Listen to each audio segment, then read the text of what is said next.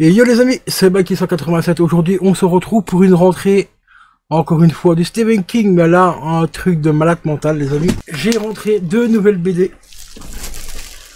Deux nouvelles BD pour la collection.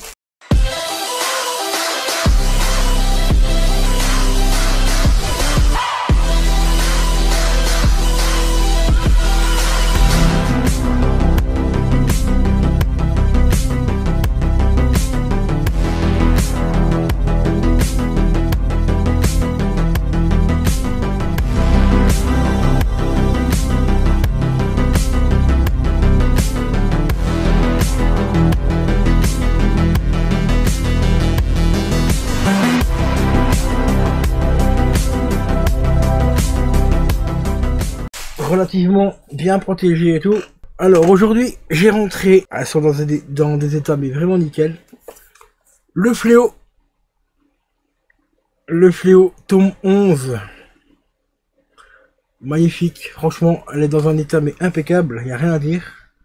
Donc le Fléau tome 11 et le Fléau tome 12, les amis. Une dinguerie. C'est une dinguerie, elle est en état mais vraiment impeccable aussi. Alors pourquoi c'est une dinguerie? Parce que c'est tout simplement les deux dernières qui me manquaient pour enfin compléter la collection du Fléau. Et regardez-moi, c'est dinguerie, franchement. Regardez-moi la qualité des dessins, quoi, c'est une folie furieuse, hein. Il n'y a vraiment rien à dire. C'est une dinguerie. Une grosse dinguerie. Ici on a un petit récap des personnages.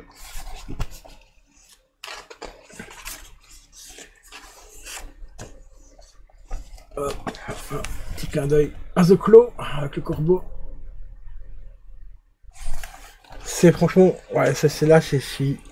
Mais comment ouf les gars, vraiment comment ouf. Regardez-moi cette qualité de dessin, quoi, c'est incroyable. Franchement, elles sont magnifiques.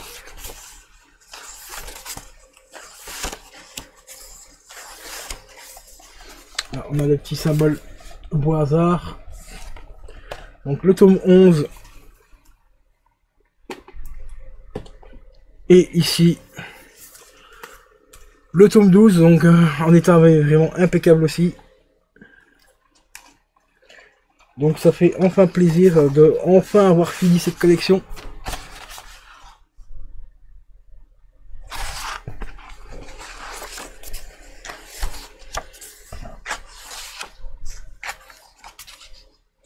J'essaie de trouver une planche assez sympa à vous montrer.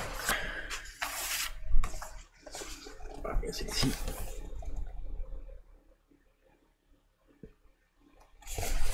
Là, c'est vraiment une dinguerie.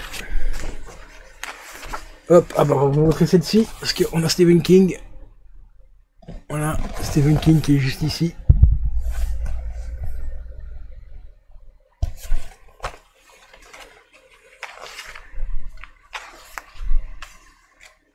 Le chapitre 30.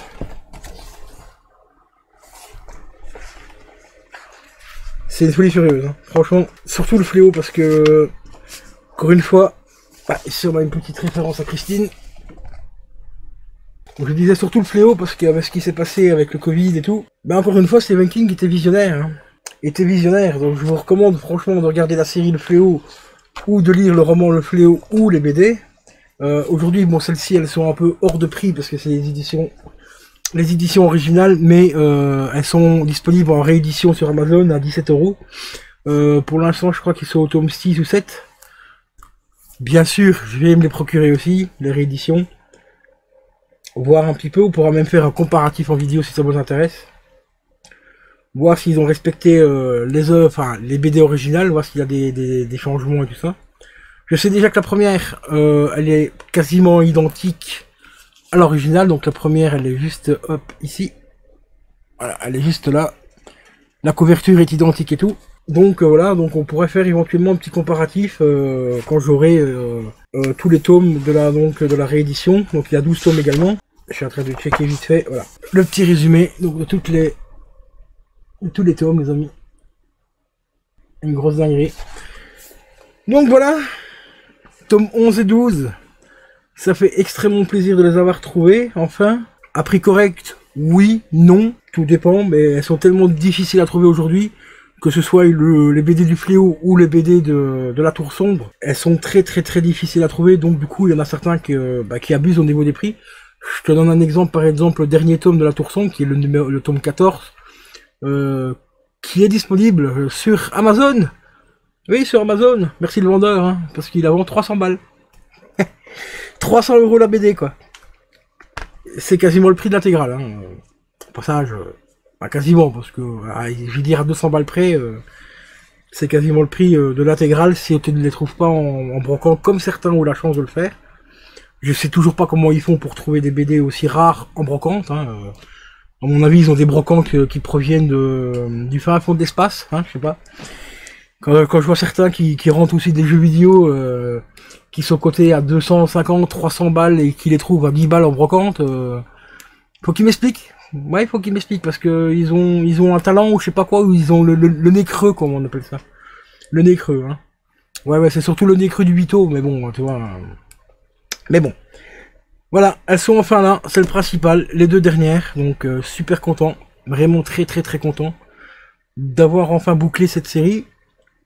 Et cette collection aussi, c'est le deuxième, on va dire la deuxième étape de ma collection, hein. La première, si tu as suivi la chaîne de ces temps-ci, bah tu sais que j'ai trouvé l'intégrale de la Tour Sombre.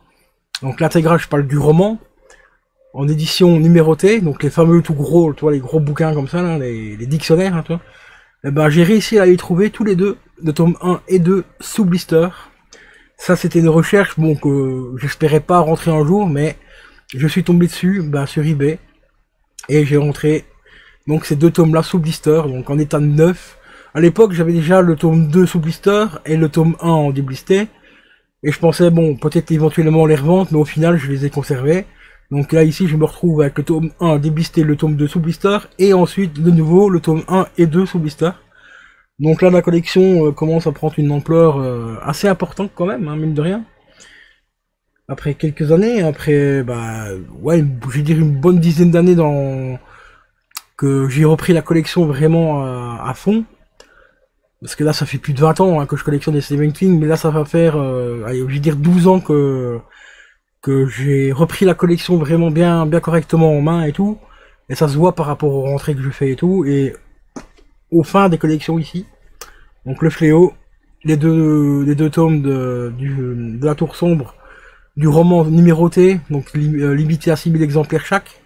Donc 3000 exemplaires pour chaque volume. Uniquement en Europe. Donc c'est quand même pas mal de les avoir trouvés sous blister et tout. Donc voilà. Donc sur ce les amis, je vais vous laisser. Comme d'habitude, tu connais la chanson. Hein. Si la vidéo t'a plu, tu peux la partager, la commenter, éventuellement t'abonner si c'est pas déjà fait. Et je te dis à la prochaine pour une prochaine vidéo. Ciao ciao.